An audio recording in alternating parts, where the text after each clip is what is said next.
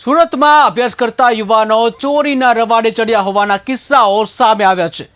જ્યાં સુરતમાં સીએનો વિદ્યાર્થી ચોરી કરતા ઝડપાયો, ત્યારે શું છે સમગ્ર મામલો, જુઓ અમારા વિશેષ અહેવાલમાં।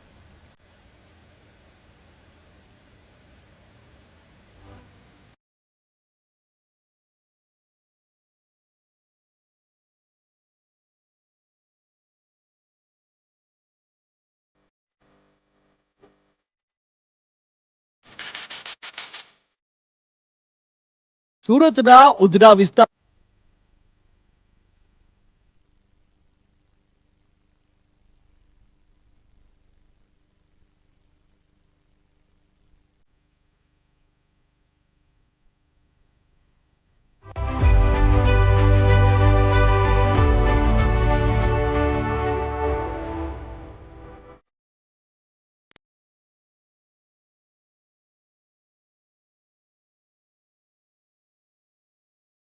સુરતમાં સીએનો વિદ્યાર્થી ચોરી કરતા ઝડપાયો હોવાની ઘટના સામે આવી રહી છે। સીએનો વિદ્યાર્થી મોપેડની ડીકીમાંથી રોકડા રૂપિયાની ચોરી કરતો હતો। પોલીસે ચોરી કરતી વખતે શખ્સને ઝડપી પાડ્યો। તપાસમાં સામે આવ્યું કે ચોરી કરનાર વ્યક્તિ સીએનો અભ્યાસ કરે છે અને બેરોજગાર હોવાને કારણે જરૂરિયાત પૂરી કરવા ચોરીના રવાડે ચડ્યો છે। મળતી માહિતી અનુસાર સુરતમાં અડાજણ પોલીસે મોપેડની ડીકીમાંથી રોકડા રૂપિયાની ચોરી કરનાર શખ્સને ઝડપી પાડ્યો હતો। સાથે કુલ 34,400નો મુદ્દામાલ પણ જપ્ત કર્યો। તે શખ્સની પૂછપરછ કરતા તે સીએનો વિદ્યાર્થી હોવાનું સામે આવ્યું છે। તેનું નામ આશીષ ઇન્દ્રમોહન ઝા છે।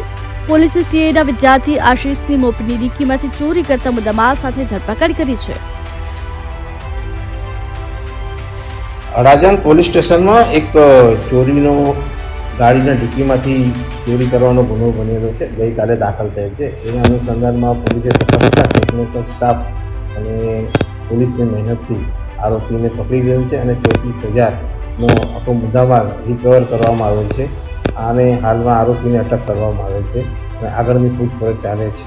અગાઉ આ કામના આરોપી અત્યારે તો પૂછપરછ કરતાં કોઈ બીજા ગુનામાં છે કે કેમ અત્યારે કંઈ બતાવતો નથી, પરંતુ આરોપીના નામદાર કોર્ટમાં પણ રિમાન્ડની કાર્યવાહી કરીશું, ત્યાર પછી આરોપીને ખબર પડે કે બીજા કોઈ ગુનામાં સંડોવાયેલ છે કેમ। ચોરી કરવાનું કારણ શું? છોકરો અત્યારે ભણે છે આરોપી, અને એને પોતાની આર્થિક સ્થિતિના કારણે ચોરી કરેલી છે। એ અત્યારે નવા ગામ ઢીંડોલી રહે છે આરોપી। પોલીસ પૂછપરછમાં સીએના વિદ્યાર્થી આશીષે કબૂલાત કરી કે તેની આર્થિક સ્થિતિ સારી ન હોવાથી અને સીએનો અભ્યાસ વધુ મોંઘો હોવાથી તેણે ચોરીનો રસ્તો અપનાવ્યો હતો। અત્યારે તે બેરોજગાર છે। તેની પાસે તેની જરૂરિયાતો પૂર્ણ કરવા અને કમાણી મેળવવા કોઈ નિશ્ચિત સાધન નથી। સુરત જેવા ડાયમંડ સિટી કહેવાતા નગરમાં જહીરા કારીગરોને કામ મળી રહે છે, ત્યાં સીએનો અભ્યાસ કરતો યુવક બેરોજગાર છે। બેરોજગાર યુવાન કઈ હદે જાય છે તે આ કિસ્સા પરથી સમજાય છે। કહી શકાય કે સીએનો અભ્યાસ કરતો યુવાન ગુનાના માર્ગે હજુ પગરણ માંડી રહ્યો છે। આવા યુવાનોને ભટકાવતા અટકાવવા માટે ચોક્કસ પ્રયાસો હાથ ધરવા જોઈએ।